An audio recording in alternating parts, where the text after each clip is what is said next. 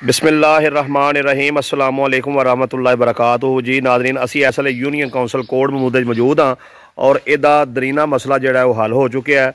और मेरे नाल इसले सदर प्रैस क्लब शरकपुर हाजी खलील अहमद साहब तशरीफ ले आए ने। इन्हां ही पहले इस मसले की निशानदेही भी की सी और इन्हां दी कावश दे नाल जिहड़ा ये मसला हल होया है।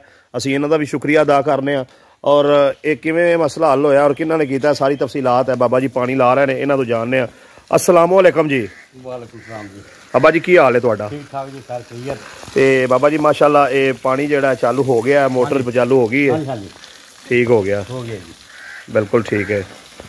साडे जी दफ्तर यूनियन काउंसिल दे अपना पंप खराब सी ते पानी की बहुत मुश्किल हो गई थी। साडे पौधे सुकदे पे सन ते साडे इत्थों कोट महमूद दे अपना मलक असलम साहब पटवारी उन्होंने साहब ज़्यादा मलक वसीम साहब ने यूनियन काउंसिल का यह मसला हल कर दिता है। नवा पंप 120 फुट पैप उन्होंने दिता आ जो थोड़े सामने आ शो हो रहा है। बिल्कुल ठीक है जी, बहुत शुक्रिया जी।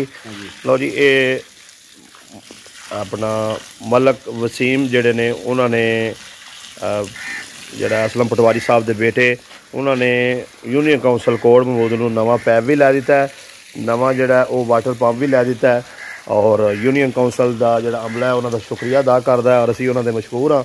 और बिलखसूस इन्होंने इस मसले की निशानदेही की सदर प्रैस क्लब शरकपुर हाजी खलील अहमद साहब उन्होंने भी शुक्रिया अदा करने।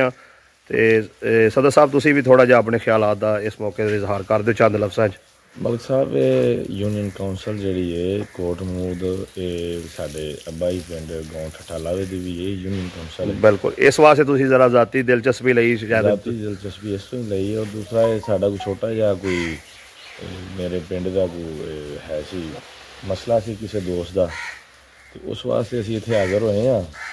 तो असां वेख्या कि सारे पौधे जिहड़े ने वो मुरझाए हुए ने और इत्थे वाशरूम का जिहड़ा है वो बंद पिया है, पानी का कोई इहतमाम नहीं। लेडीज़ इत्थे आ गए बाहर खेतां च सज्जे खब्बे जलीलो ख्वार हो रही सन। जिसले इन्हां नाल गल कीती है अपने नाल हकीम साहब नाल जिहड़े इत्थों दे इंचार्ज ने, उन्होंने कहा जी ये मसला काफ़ी अरसे तो जिहड़े ने मामलात मलक अख्तर नूं आस तो बाद खराब सन।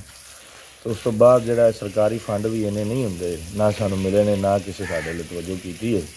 तो आप बड़े असी जरा ये पानी के मामले तो बड़े परेशान हैं। तो अगर कोई बेदोस्त देंगे तो कोई साड़ी हैल्प कर दे या तुम साड़ी मदद करवा दे तो मशहूर होवांगे।